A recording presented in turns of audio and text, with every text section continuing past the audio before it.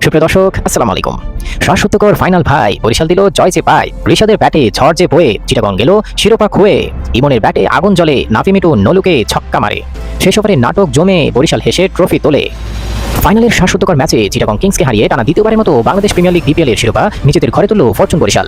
প্রথমে ব্যাট করে বরিশালকে 195 রানের টার্গেট দিয়েছিল চিটাগংয়ের দেয়া বড় লক্ষ্যে খেলতে নেমে ভালো শুরু করেন বরিশালের দুই ওপেনার তামিম ইকবাল ও তাওহিদ হৃদয়।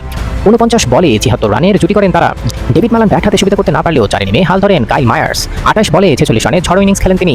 তবে শেষের দিকে চাপে পড়ে বরিশাল, সে চাপ অবশ্য সামনে নিয়েছেন রিশাদ হোসেন। তার ঝড়েই জয় পেয়েছে বরিশাল। এর আগে টস জিতে চট্টগ্রামকে ব্যাট করতে পাঠিয়েছিলেন বরিশালের অধিনায়ক তামিম ইকবাল। খাজা নাফি ও পারভেজ হোসেন ইমনের ব্যাটে দারুণ শুরু করে চিটাগং। 76 বলে 121 রানের জুটি করেন তারা। ব্যক্তিগত 66 রানে নাফি ফিরলেও শেষ পর্যন্ত অপরাজিত থাকেন ইমন।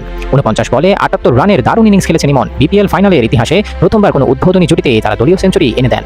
বিপিএল এর ফাইনালে এর আগে 17 রানের কোনো উদ্বোধনী জুটি ছিল না। বরিশালের হয়ে তামিম ইকবাল ও মেহেদী হাসান মিরাজ 76 রানের জুটি করেছিলেন গত বছর, যা এখন দ্বিতীয় সর্বোচ্চ। দিনে নেমে ঝড় তোলেন গ্রাহাম ক্লার্কও। 23 বলে 44 রানের ঝড়ো ইনিংস খেলেছেন তিনি। নির্ধারিত 20 ওভারে মাত্র 3 উইকেট হারিয়ে 194 রান তুলতে পেরেছে মোহাম্মদ মিঠুনের দল। বরিশালের হয়ে একটি করে উইকেট পেয়েছেন ইবাদত হোসেন ও মোহাম্মদ আলী। সুপ্রিয় দর্শক, এই ধরনের মজার খবর পেতে আমাদের এখনই ফলো এবং সাবস্ক্রাইব করে রাখুন। ধন্যবাদ। আসসালামু আলাইকুম।